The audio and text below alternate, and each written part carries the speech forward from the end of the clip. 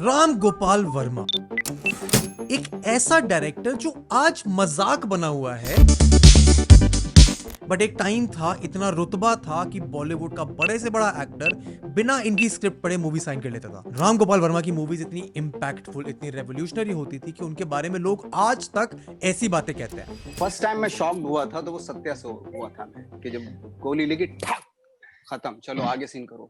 जिन actors directors की आज हम सराहना करते हैं, उनको राम गोपाल वर्मा ने इंडस्ट्री में जगह दी। अनुराग कश्यप, मनोज बाजपेयी, नवाजुद्दीन सिद्दीकी। तो फिर आज क्यों ये इतने सारे लोग राम गोपाल वर्मा से अपने आप को इतने दूर रखते हैं? राम गोपाल वर्मा ने अपने करियर में बड़ी से बड़ी हिट और बड़ी से बड़ी फ्लॉप दी है। बॉलीवुड ने आज तक ऐसा कोई और डायरेक्टर नहीं देखा है जिसने सिनेमा को इतना इंपैक्ट किया हो, पर आज उनकी कोई रिस्पेक्ट नहीं करता है। तो ऐसा क्या हुआ? क्यों बॉलीवुड से राम गोपाल वर्मा को डिस्कार्ड कर दिया गया? क्यों from the greatest of the heights his career fell to the lowest of the lows? This is the rise and fall of Ram Gopal Varma. Let's begin.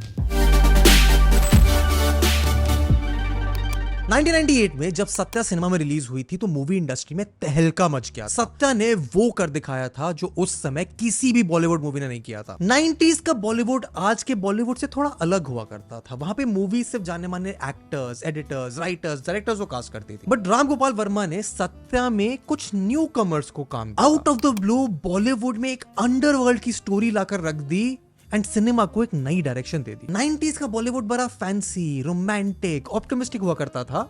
उस ऑप्टिमिज्म के बीच में राम गोपाल वर्मा ने सत्या रिलीज करके रियलिस्टिक गैंगस्टर ड्रामा ऑडियंसेस को दिया। एक अच्छे विजनरी डायरेक्टर की पहचान ये होती है कि वो बस एक या दो अच्छी पिक्चर नहीं देता है, उसकी पूरी फिल्मोग्राफी, आर्ट फॉर्म को, सिनेमा को एक नई डायरेक्शन में लेके जाती है। 2000 में राम गोपाल वर्मा की रेपुटेशन इस तरह से थी कि बड़े बड़े एक्टर जैसे अमिताभ बच्चन, संजय दत्त, अजय देवगन स्टोरी स्क्रिप्ट सुने बिना ही आरजीवी की मूवी में काम करने के लिए तैयार हो जाते थे। एंड आज Ram Gopal Varma B grade softcore movies बनाने के लिए फेमस है। उनकी मूवीज मूवी गॉसिप से ज्यादा कंट्रोवर्सीज के लिए पॉपुलर हो। राम गोपाल वर्मा जो एक टाइम पे मूवीज के लिए गॉड फिगर थे, आज अपनी कंट्रोवर्सीज के लिए ज्यादा फेमस है। His obsession with sex, objectifying women, थाई, सोशल मीडिया पर उल्टी सीधे हरकतें करना, अपनी मूवीज में पॉर्न स्टार्स को कास्ट करना and Oh my god. Yes. Yeah. सत्य, शिवा, भूत, रंगीला, कंपनी, लाइन से बड़ी हिट्स देने के बाद भद्दी से भद्दी मूवीज बनाकर अश्लीलता फैलाना। बट ये समझने के लिए कि ऐसा क्यों और कैसे हुआ, हमें पहले ये समझना पड़ेगा कि राम गोपाल वर्मा ने बॉलीवुड को दिया क्या है।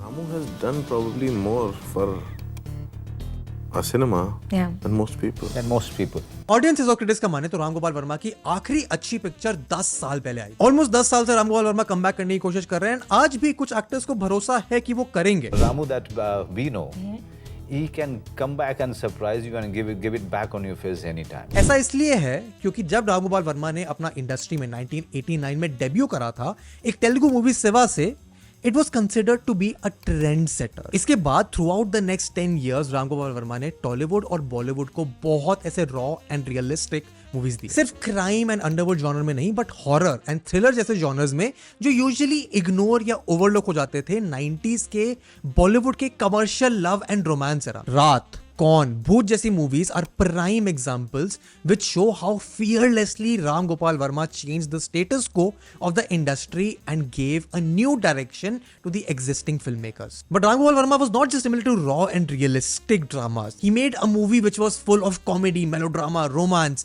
made Rangila with Amir Khan, Urmila Matondkar, Jackie Shroff, and that became a super hit. And फिर उसके बाद आई Satya. Satya was a game changer. From the way stories were told, the way people looked at filmmaking, everything was challenged with that one masterpiece. लोगों को gangsters और उनके underworld के बारे में तभी पता चला जब वो न्यूज में आते। इस मूवी ने रियलिस्टिकली दिखाया कि गैंगस्टर्स और अंडरवर्ल्ड की डे टू डे लाइफ होती क्या। Everything about this movie was unconventional. Romance, comedy, action जो उस टाइम पर मेन स्ट्रीम होते थे, उनसे अलग एक बिल्कुल नया जॉनर। The way उस मूवी के शॉट्स हैंडी कैम से लिए गए थे was different from the traditional way of filmmaking. The depth in the scenes, the sound design to set a particular mood, trying out new talents, actors, writers, irrespective of how they look, but on the basis of the sheer talent. आज भले ये चीजें तुम्हें common लगती हो, but 1998 में इन चीजों के बारे में बॉलीवुड में कोई नहीं सोच रहा था। बहुत सारे आर्टिस्ट अपना करियर इस मूवी और राम गोपाल वर्मा को ओ करते हैं कंप्लीटली। अनुराग कश्यप को भी पहली बार राइटर का क्रेडिट इस मूवी में मिला था। मनोज बाजपेयी को अपना पहला अवार्ड सत्या के लिए मिला था। इनिशियली भले ही सत्या को ऑडियंस ना मिली हो, but it became a cult classic and ran for 6 months on the cinemas. ऐसी 90s और 2000 में राम गोपाल वर्मा ने और एक्सपेरिमेंट्स करते करते मूवीज प्रोड्यूस करी, जैसे कंपनी, दौड़, दिल से, शूल, जंगल, सरकार राज, फूक, जो हिट ना सिर्फ क्रिटिकली हुई बट ऑडियंसेस को भी बहुत पसंद आई। बॉलीवुड के बड़ा सा बड़ा एक्टर हो या फिर न्यू कमर्स हो, वो दोनों ही राम गोपाल वर्मा की पिक्चर्स में दिखते रहते थे। And everything was going incredibly well until दुबला हो गया। मैं ऐसा मानता हूं कि दिल लगा करके काम करते हैं, हो सकता है कि वो एक सही निर्णय ना हो, इसको हम कबूल करते हैं। I mean, I have to stick to what I think is right or wrong. For the fortunate few people जिन्होंने आग नहीं देखी है, राम गोपाल वर्मा की आग was supposed to be an adaptation of the 1970s Bollywood classic Sholay. Everything about that movie, from casting the biggest names to releasing it, went so horribly wrong. Against all anticipation, the movie turned out so bad कि सारे critics ने लोगों को बोला कि इस movie को शोले का रीमेक बोलने की गलती भी नहीं करनी चाहिए।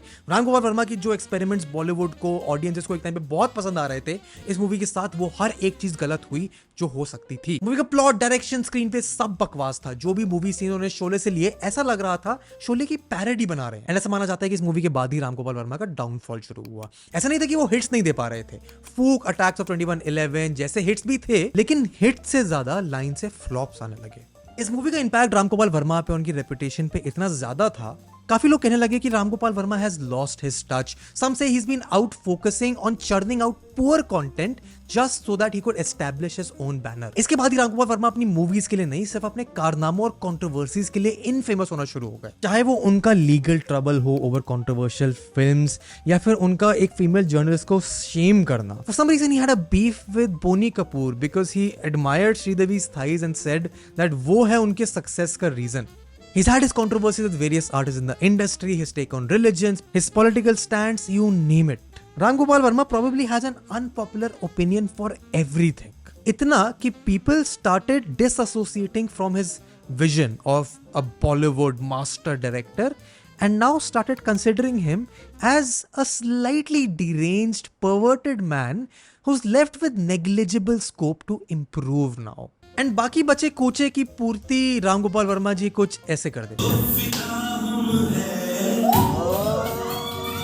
एंड उनका ये माइंडसेट फॉर सम रीजन उनकी मूवीज में भी रिफ्लेक्ट होने लगा। राम गोपाल वर्मा ब्रूस ली के बहुत बड़े फैन है। उन्होंने ब्रूस ली से इंस्पायर होकर एक फिल्म बनाई with the plot revolves around a lady Bruce Lee who practises martial arts and it turned out to be something like this.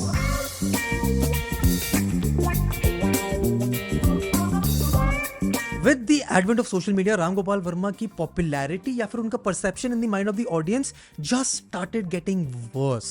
The man who gave Bollywood new dynamic ways to shoot a movie, his obsession with weird angles, and lately उनकी choice of topics for his movies makes you wonder कि ऐसा downfall हुआ ही क्यों?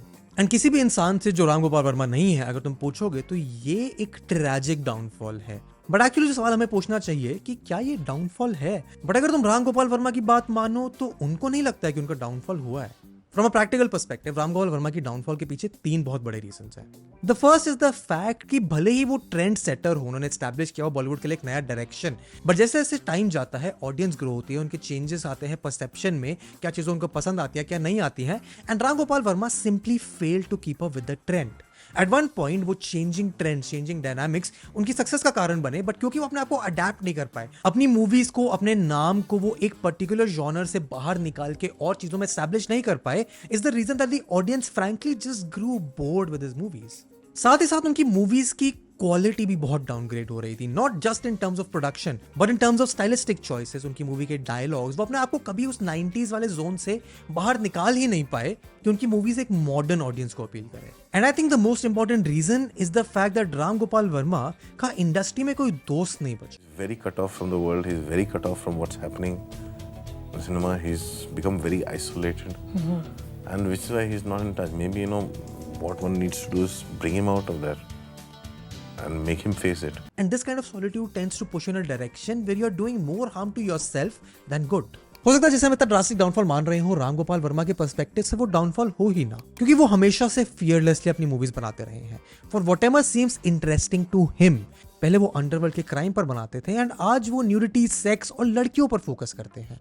The fact that Ram Gopal Varma has always been this way could mean that he doesn't even think कि ये एक downfall है. For him, he has always been experimenting with his movies and maybe he is still experiment, but that पहले audience के साथ उसका काम resonate करता था, जिससे अब लोग आगे बढ़ चुके हैं. It might also be the fact that Ram Gopal Verma हमेशा से ऐसे हैं, just in the modern age जहाँ पे उनका behavior, उनके opinions beyond उनकी movies लोगों को दिख रहे हैं, तो लोगों को रियलाइज हो रहा है कि आप आर्ट और आर्टिस्ट को एक ऐसी स्पेस में जहां पे personality based fan following, cult following बहुत होती है, सेपरेट नहीं कर सकते हो. राम गोपाल वर्मा ने बॉलीवुड को बहुत अच्छी मूवीज दी हैं, बट उनका करंट काम उनकी पिछली सक्सेस को भी जेपटाइज करता है. इस वीडियो के कंक्लूजन में बस इतना ही कह सकते हैं कि राम गोपाल वर्मा के पर्सपेक्टिव से सोचे तो हो सकता है उनके लिए डाउनफॉल हो ही ना, हो सकता है उनके लिए वो आज भी वो कर रहे हैं जो हमेशा से करना चाह रहे थे, but from the audience perspective the Ram Gopal Varma that the cult Bollywood viewer loves and respects and the movies that they would swear by just no longer exist. And as a fan, you can only hope कि राम गोपाल वर्मा फिर से अपना comeback करें, and I hope we get to tell that story some other day.